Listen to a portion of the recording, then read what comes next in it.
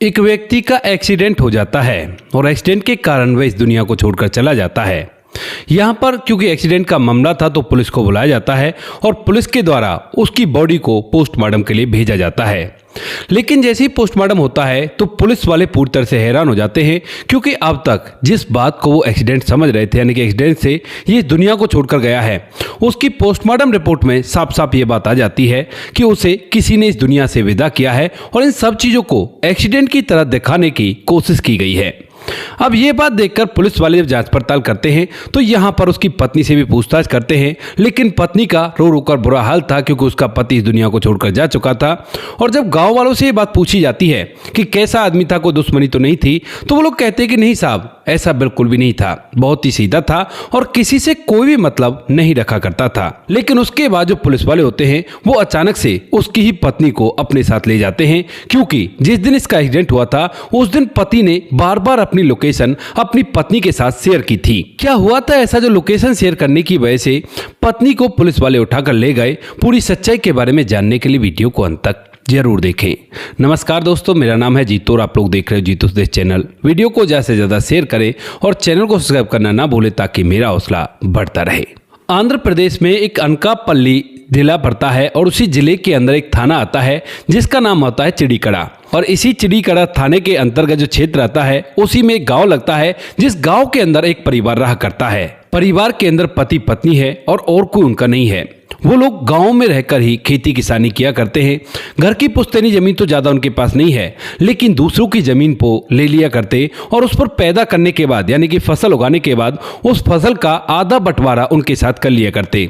मतलब था कि यहाँ पर मेहनत उनकी रहा करती और जो आधी फसल हुआ करती उसे खेत के मालिक ले लिया करते और आधी फसल को ये रख लिया करते, यानी कि आधे बट पर वो खेती किया करते थे। व्यक्ति का नाम होता है डिंगला चित्रा और उसकी पत्नी का नाम होता है डिंगला कोडम्बा। अब डिंगला चित्रा डिंगला कोडम्बा दोनों ही अजीब से नाम है, तो कोई बात नहीं, इन्हीं के साथ इस कहानी को कंटिन्यू करते हैं। यहाँ पर जो डिंगला चित्रा होता है पति, वह अपनी पत्नी से बहुत ज्यादा प्यार किया करता है और दोनों मिलजुल कर काम किया करते हैं। कोई भी कैसी भी दिक्कत नहीं है, पैसे भले ही कम कमाते हैं लेकिन वो अपने जीवन को बड़ी सहलता से और सरलता से जी रहे थे। जो डिंगला चित्रा होता है उसकी उम्र 33 साल हो चुकी है और जो डिंगला कोडम्बा उसकी पत्नी होती है उसकी उम्र फिलहाल 31 साल हो चुकी है।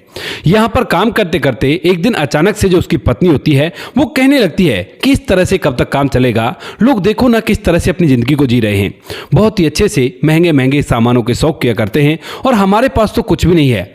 ये खेती किसानी करके जैसे तैसे करके अपना जीवन ही व्यतीत हो रहा है और कल कला को अगर हमें बच्चे होने लगे तो उसके बाद उनकी जिम्मेदारी हम कैसे उठाएंगे। अब ये बात जब पति सुनता है डिंगला चित्रा तो वह सोचता है कि पत्नी सही कह रही है और इसी वजह से वह कहता है कि फिर क्या करें।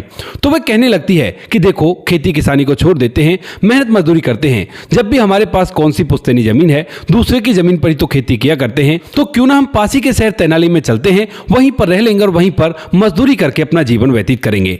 अब ये बात डिंगला चित्रा को भी ठीक लगती है और उसके बाद वह इस बात के लिए तैयार हो जाता है। साल 2024 में वह अपनी पत्नी को लेकर तेनाली के अंदर शिफ्ट हो जाता है और वहां पर अब इधर उधर मजदूरी करने लगता है। मजदूरी के दौरान उसकी मुलाकात एक राजमिस्त्री से होती है, जो राजमिस्त्री बड़े बड़े ठेके लिया करता था। और जब वह उनके काम करने के तरीकों को देखता है, क्योंकि भाई किसान थे, मेहनत तो किया करते हैं, तो वह उनसे कह देता है कि देखो, अब तुम्हें बार बार इधर उधर जाने की जरूरत नहीं है, मैं ठेके लिया करता हूं, तो तुम मेरे साथ ही रहकर काम कर सकते हो और कोई भी दिक्कत नहीं है। डिंगला चित्रा और डिंगला कोडम्बा दोनों के दोनों बड़े खुश होते हैं और सोचते हैं कि यहाँ पर काम एक साथ ही मिल जाएगा तो बहुत ही अच्छा रहेगा, और उसके बाद उसी राजमिस्त्री के साथ रहकर काम करने लगते हैं। कुछ दिनों तो काम अच्छी तरह से चलता है, लेकिन तभी अचानक से जिस राजमिस्त्री के पास दोनों पति पत्नी काम कर रहे थे वह इस दुनिया को छोड़कर चला जाता है। अब उसके बाद जब राजमिस्त्री दुनिया को छोड़कर चला जाता है तो उसके बाद वो फिर से परेशान होते हैं, लेकिन तभी उसी राजमिस्त्री का एक बेटा होता है जिसका नाम गणेश होता है और उसे भी राजमिस्त्री का काम बड़ी अच्छी तरह से आया करता है। अब जब पिता इस दुनिया को छोड़कर चला जाता है तो बेटा उनके काम को संभाल लेता है और जब यहाँ पर आकर देखता है कि ये दोनों मजदूर हैं, पिताजी ने रख रखे हैं, तो उसके बाद उन्हें भी अपने पास ही रख लेता है। धीरे धीरे समय बीतता है और समय के साथ साथ अब आ जाता है मई 2025 का समय। और मई 2025 को अचानक से जो डिंगला चित्रा होता है पति, वह अपनी पत्नी से कहने लगता है कि देखो ना, अब यहाँ पर हमारा मन नहीं करता, चाहे 2 रुपए कम कमाएं लेकिन अपने गांव में रहेंगे और वहीं पर अपने जीवन को व्यतीत करेंगे। इस बात को सुनकर पत्नी भी इस बात पर कोई भी शंका नहीं जताती है और वहां से वे दोनों के दोनों वापस से अपने गांव चले जाते हैं और वहां पर पहले की तरह ही, यानी कि जिस तरह से पहले खेतीबाड़ी किया करते थे उसी तरह से खेतीबाड़ी करने लगते हैं और अपने जीवन का निर्वाह करने लगते हैं। धीरे धीरे और समय बीतता है और समय के साथ साथ अब समय आ जाता है 14 जनवरी 2026 का। 14 जनवरी 2026 को जो डिंगला चित्रा होता है पति, वह रात के समय एक जगह जाता है और वहां से जब वापस लौट रहा था तो उसकी पत्नी बार बार उसे फोन करती है और फोन करके पूछती है, उसकी चिंता करती है कि कहाँ रह गए, कहाँ हो तुम फिलहाल। तो उसके बाद पति बताता है कि थोड़ी देर में आ रहा हूं, लेकिन जो पत्नी होती है वह उससे उसकी लोकेशन मंगाती है और वह उसे अपनी लोकेशन व्हाट्सएप पर शेयर कर देता है। अब यह सिलसिला काफी देर का चलता है, लेकिन तभी अचानक से जो पति होता है वो उसकी लोकेशन आनी बंद हो जाती है और वह बिल्कुल भी कोई भी रेस्पॉन्स नहीं करता। डिंगला कोडम्बा जो होती है वो अपने पति के पास फोन करती है, लेकिन उसका पति फोन नहीं उठाता है।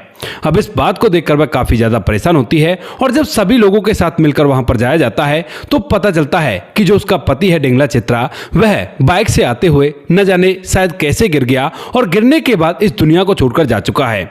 जब गांव वाले वहां पर जाकर ये सब कुछ देखते हैं तो वहां पर पुलिस को बुलाया जाता है और जैसी पुलिस वहां पर आती है और आने के बाद ये सब कुछ देखती है तो उसकी पत्नी का रो रो कर बुरा हाल था। यानी कि डिंगला कोडम्बा जो है वह रो रो कर काफी ज्यादा परेशान हो रही थी कि मेरे पति इस दुनिया को छोड़कर जा चुके हैं, अब क्या होगा, मैं कैसे अपनी जिंदगी को जीऊंगी।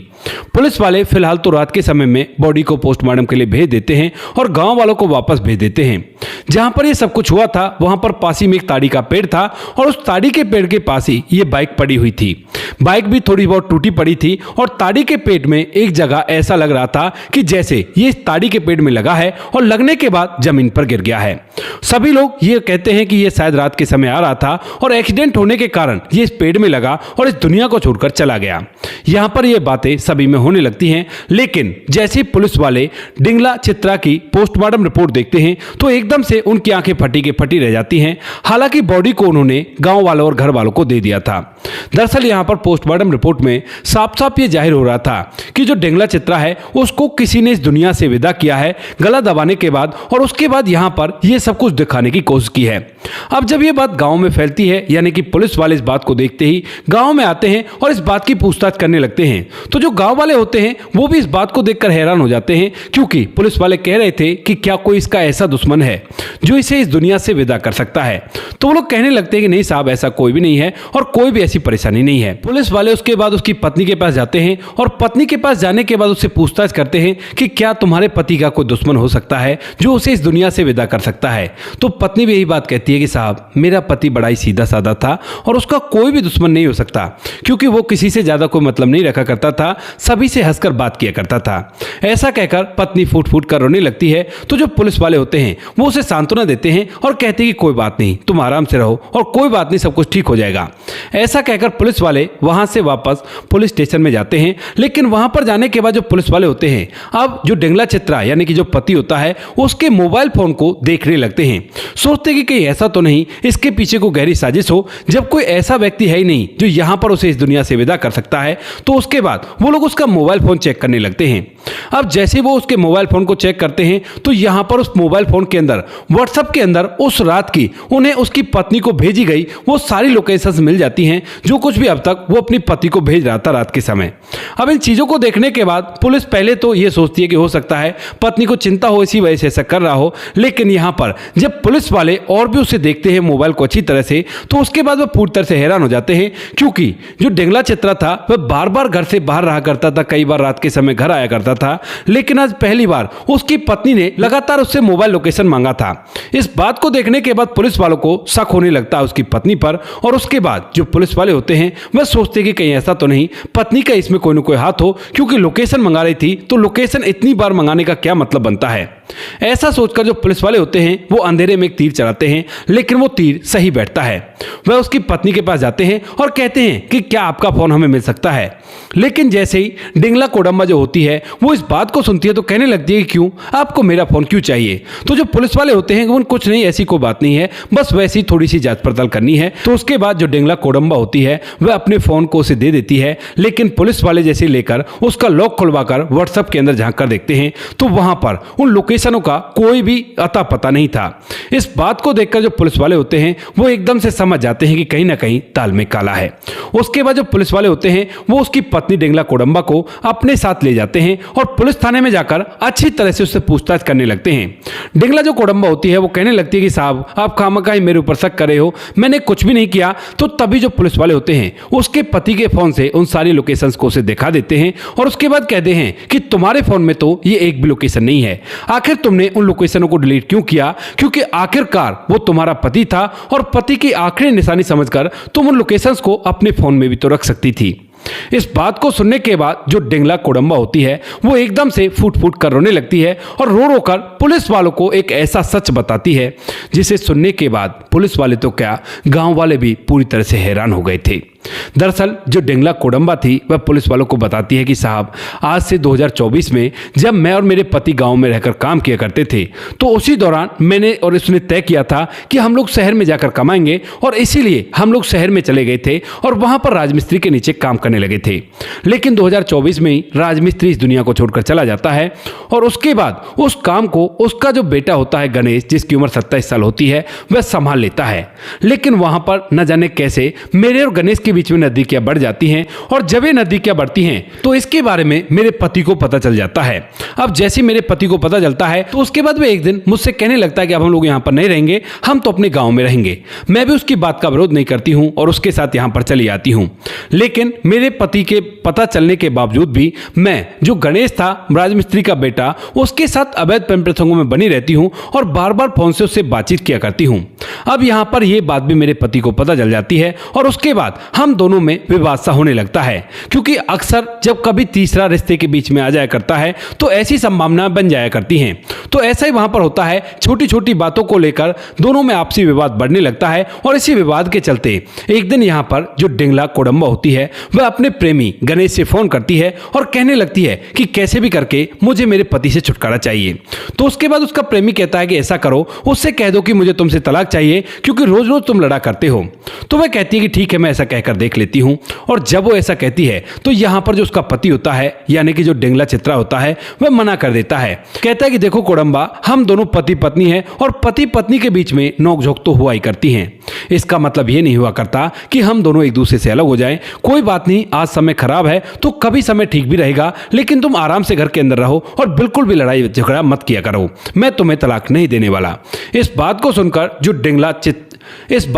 जो डिंगला कोडम्बा होती है वह अपने प्रेमी से दोबारा बात करती है और जब वह उसे ये बात बताती है तो उसके बाद जो प्रेमी होता है वो कहता है कि फिर अब क्या करें। तो वो कहती है कि मुझे ना मेरे पति से छुटकारा चाहिए, क्योंकि कई बार तो मुझ पर हाथ भी उठा दिया करता है। इस बात को सुनकर दोनों के दोनों प्लान बनाते हैं और इस प्लान के तहत जो गणेश होता है राजमिस्त्री का बेटा, वह अपने चाचा के लड़के जिसका नाम शिव कुमार होता है उसे भी अपने साथ मिलाता है। यहाँ पर जो डिंगला कोडम्बा होती है वह उस रात यानी कि 14 जनवरी 2026 की रात को जब उसका पति वहां से वापस लौट रहा था उन लोगों को इस बात की लोकेशन देती है और लोकेशन देने के बाद वो दोनों के दोनों वहां पर जाते हैं और उसे रास्ते में ही रोक लेते हैं। रास्ते में रोकने के लिए सबसे पहले अपनी बाइक से उसे टक्कर लगाते हैं और टक्कर लगाने के बाद जब वह गिर जाता है तो दोनों उसे पकड़कर सबसे पहले ताड़ी के पेड़ में टकराते हैं। जब जोर से उसे टकराया गया था तो उसके बाद वह एकदम से खराब हालत उसकी हो जाती है और उसके बाद उसे उठाकर दोनों के दोनों पासी के खेत में ले जाते हैं, गन्ने के खेत में, और वहां पर जाने के बाद उसे इस दुनिया से विदा कर देते हैं और दोबारा से लाकर इसी जगह पर इस तरह से डाल देते हैं ताकि पुलिस को यह सब कुछ ऐसे लगे कि एक एक्सीडेंट हुआ है। ये बातें सारी के सारी उसके उस प्रेमी ने उसे बता दी थी और जब पुलिस वालों को ये पूरा मामला सामने आता है तो उसके बाद जो पुलिस वाले होते हैं वो फौरन से उन लोगों को पकड़ते हैं और पकड़ने के बाद उनके खिलाफ उचित धाराओं में मामला दर्ज किया जाता है और तीनों को सलाखों के पीछे कर दिया जाता है, यानी कि शिव कुमार, गणेश और और यहाँ पर डेंगला कोडम्बा जो पत्नी होती है उन सभी को।